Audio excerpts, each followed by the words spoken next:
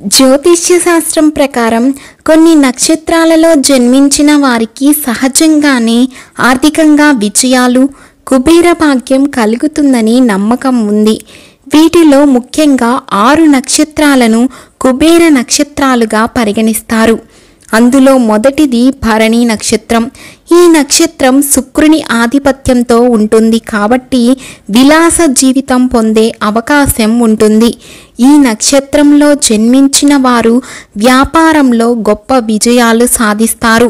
శ్రద్ధగా పనిచేసే గుణం, భవిష్యత్తును ముందే అంచనా వేసే శక్తి కలిగి ఉంటారు. ఈ నక్షత్రంలో జన్మించిన వారు బిజినెస్, ఆర్ట్స్, ఫ్యాషన్, ఫిల్మ్ రంగాలలో గొప్ప విజయాలు సాధిస్తారు. ఇక రెండవ నక్షత్రం మఖ నక్షత్రం. రాజ సంబంధాలు కలిగిన నక్షత్రం ఇది. అధికారం, ధనం, భోగభాగ్యాలు ఎప్పుడూ అనుకూలిస్తాయి. కర్మఫలాన్ని త్వరగా పొందే భాగ్యశాలి ఈ నక్షత్రం.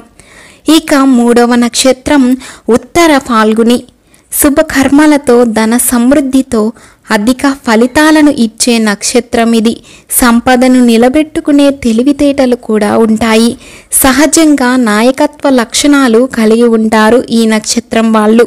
తరువాత 4వ నక్షత్రం స్వాతి నక్షత్రం. స్వతంత్ర ఆలోచనలు, బిజినెస్ మైండ్ కలిగిన వ్యక్తులు పుట్టే నక్షత్రం ఇది.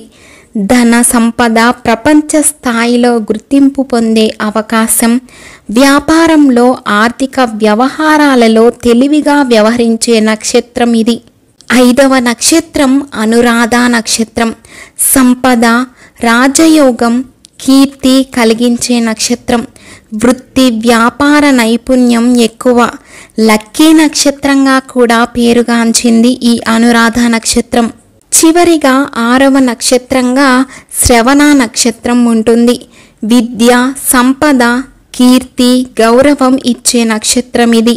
ధనకారకుడు అయిన శ్రీ మహావిష్ణువు ఆశీస్సులు పొందే అవకాశం, సంపదను సమర్థవంతంగా పెంచే తెలివితేటలు కలిగిన వారు ఈ నక్షత్రంలో జన్మిస్తారు.